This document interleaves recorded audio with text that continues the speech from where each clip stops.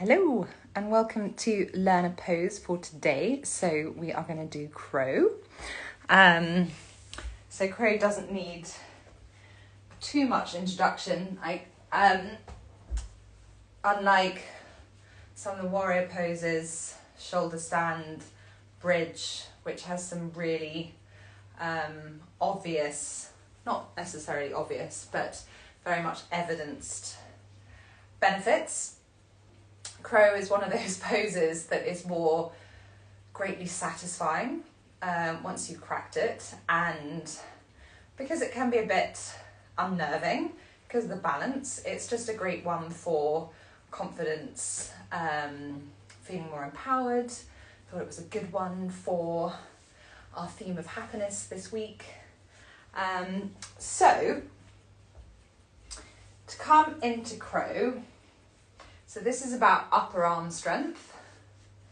So a good way to practice upper arm strength is actually chaturanga. So I'm not going to spend long at all on chaturanga, but you can simply come back and forward. So sort of semi chaturanga, lower yourself down, build yourself up. So a little bit like a press up, but a yoga version.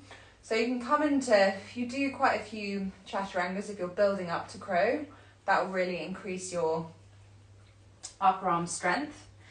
And then a good place to come into is squat. So coming down into squat, you can have your soles of the feet on the mat or balls of the feet, because sometimes this is really comfy for me, but it isn't for everyone. There are other positions for me which are super not comfortable and comfortable for others, so it just depends on your body. So listen to your body. But coming into a squat is a really great position for crow, because what you're wanting with crow is you're wanting your knees to rest onto the top of your forearms. So squat is great preparation, because actually you're in crow, you're just in a seated crow almost. And then you want to bring your hands down onto the mat, and that is your foundation. And then you're bringing your tailbone, so you're raising your sit bones and your tailbone. I'm then going to turn onto my mat. So you're bringing your hands down onto the mat. So you can see I'm really lifting my tailbone here. And then initially you can just come forward a bit, just play around with how it feels to have your knees, essentially you're creating a ledge with the tops of your arms. It can be a little bit sore, so don't worry if you get little red marks, like they'll go. Feeling a bit sore, that's absolutely fine and normal, because you're taking your weight on your forearms, so you can just come back and forward. And if that's all you do for the first few days, few weeks, it's just getting to feel. And then, so how I do it is I actually bring my feet close together, and then you could try just taking one leg off, try taking the other foot off, rather, not leg, and then to come into it fully. See, I'm really lifting my knees up here, and then I'm leaning forward, and then raising my feet up and bringing soles of my feet together. You can see my arms are shaking, so I've done quite a lot of arm balancing this morning. And then you can rest back down. So it's a real workout. It's tough for even a practiced yogi. I can feel my heart rate already increased, but it's great because I have not thought about anything else. The moment you're in that crow, that is all you're thinking about. So it's great for distraction, and it's great for focusing the mind, really rooting mind straight down into the body.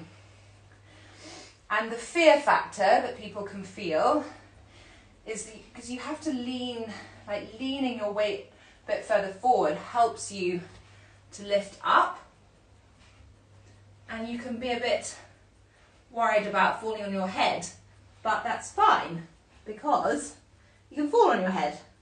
nothing's going to happen. And then, if you really want to have fun, once you're here, you can then, in time, come up into a headstand, which actually is easier in a way than crow, and then you can lift up and back.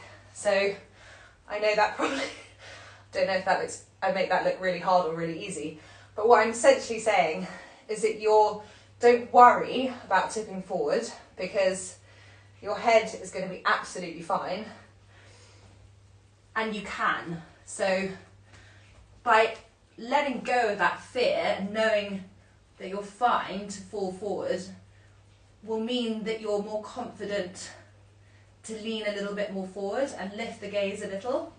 But it's fine just to drop the gaze as well. And then come back down. So there you have it. Totally out of breath.